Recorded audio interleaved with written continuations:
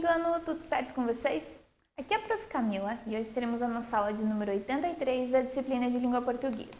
Hoje a gente vai estar trabalhando sobre informações explícitas e implícitas dentro dos textos. Então, os objetivos dessa aula são retomar os conceitos aí acerca de texto, interpretação textual, discriminar informações implícitas e explícitas e inferir o sentido de palavras de acordo com o contexto. Então, para essa aula, utilizem o lápis, a caneta, a borracha e o caderno de língua portuguesa.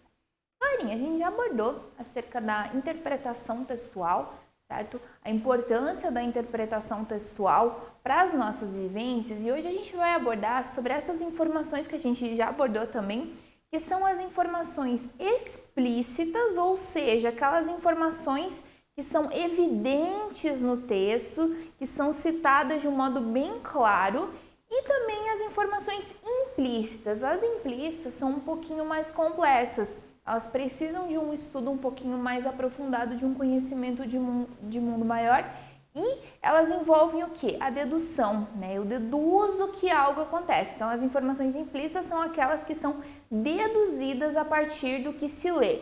Não está escrito exatamente, mas eu consigo concluir aquilo. Então, para abordar esse assunto, a gente vai ler um trecho desse conto aqui, que é As Viagens de Gulliver. É bastante conhecido, trouxe a capa do livro, tá? Para vocês, e a gente vai ler um pouquinho de Viagens de Gulliver. Então, vamos acompanhar a leitura. No reino dos pequeninos. Minha família morava numa pequena propriedade na Inglaterra.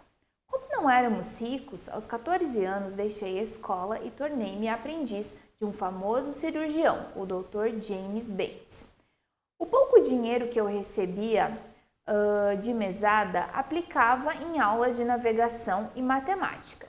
Esses conhecimentos me seriam úteis quando realizasse o sonho de viver grandes aventuras nos mares. Isso aconteceu alguns anos depois, quando consegui uma vaga de cirurgião na tripulação do navio Andorinha. Por 3 anos e meio fiquei longe de casa. Voltei a Londres com planos de formar uma família, então casei-me com uma jovem chamada Mary Burton. Aqui tem o conceito de tripulação, né? Conjunto de pessoas que trabalham no navio.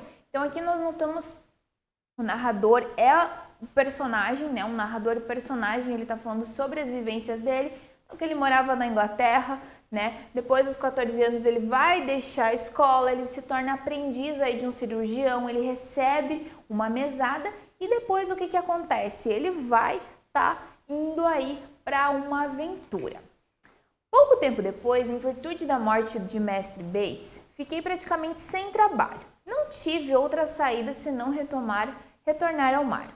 Trabalhei como cirurgião em vários navios e fiz minhas viagens às Índias. No dia 4 de maio de 1699, embarquei o navio Antílope rumo aos mares do sul. Tudo corria bem, até que uma violenta tempestade nos surpreendeu em alto mar.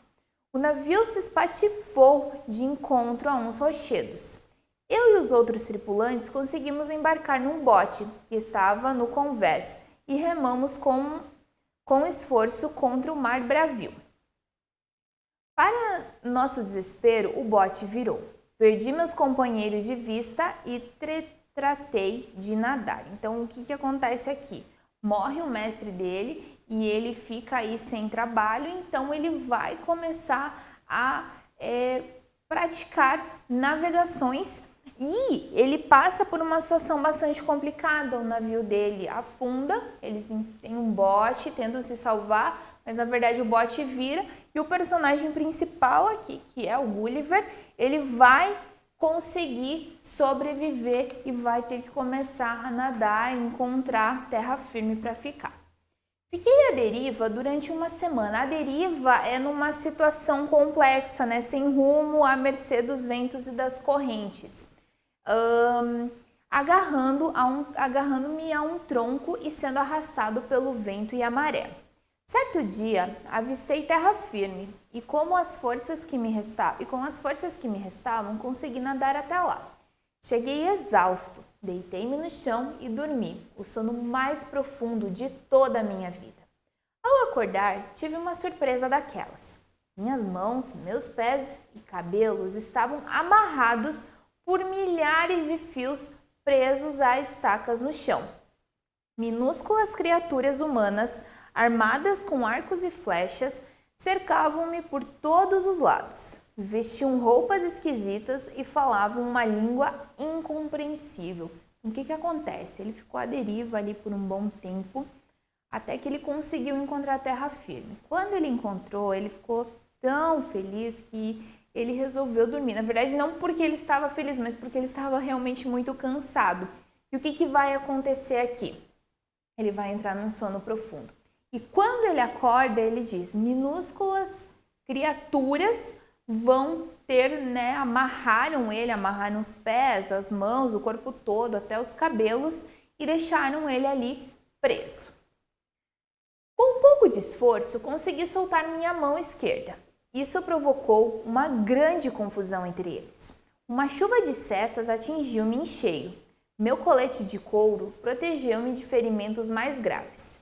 Bem, não foi difícil concluir que eles me consideravam um gigante ameaçador e perigoso. Eu estava quase morto de fome, porque havia me alimentado pela última vez antes do naufrágio. Levei o dedo à boca diversas vezes para demonstrar que queria comer.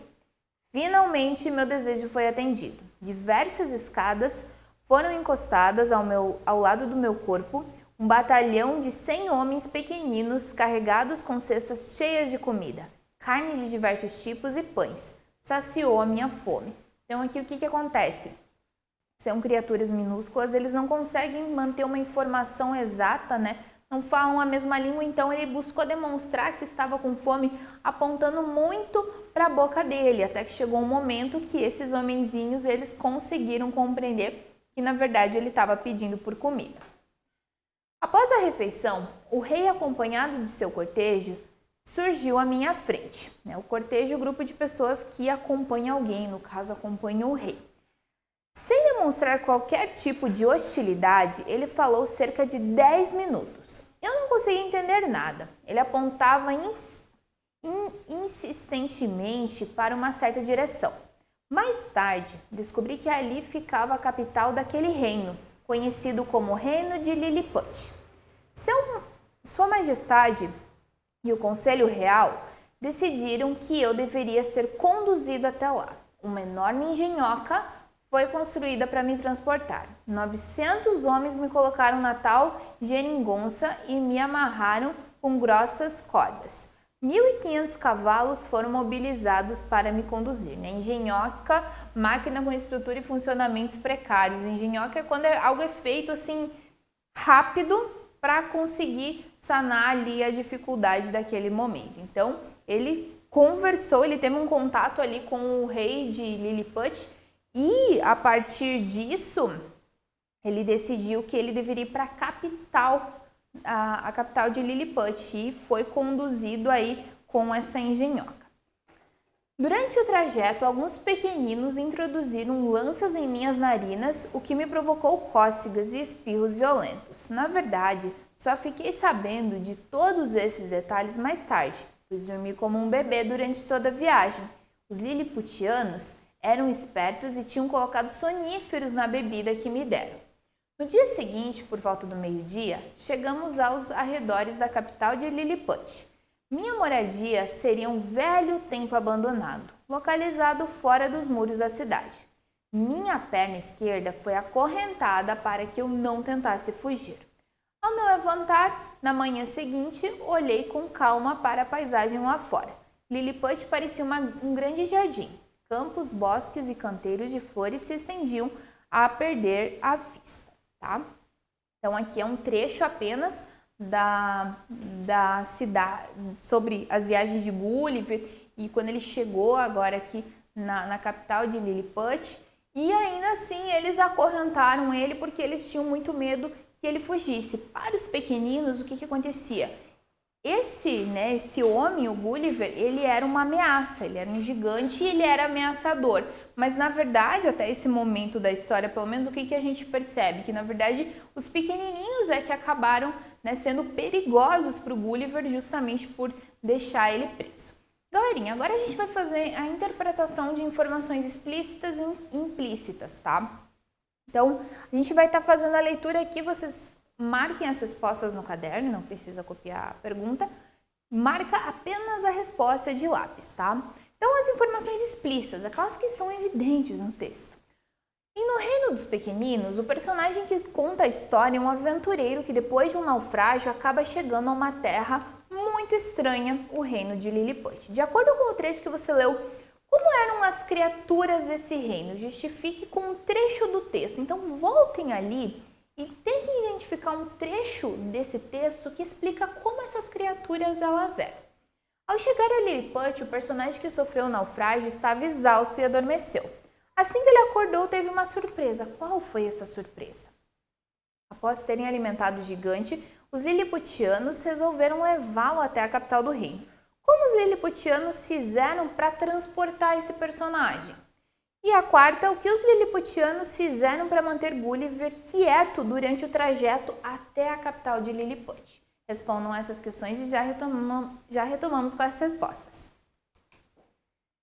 Então, no primeiro caso aqui, como eram as criaturas desse reino? Um trecho que explica é esse trecho aqui, ó. Minúsculas criaturas humanas, então são pequenos seres humanos, armadas de arcos e flechas, cercavam-me por todos os lados. Então, a quantidade de criaturas era bastante. Vestiam roupas estranhas, esquisitas e falavam uma língua incompreensível. Eles conversavam com o Gulliver, mas o Gulliver não conseguia entender. Na segunda, ao chegar a Lilliput, o personagem sofreu um naufrágio e depois, ele acordou com uma surpresa. Que surpresa era essa?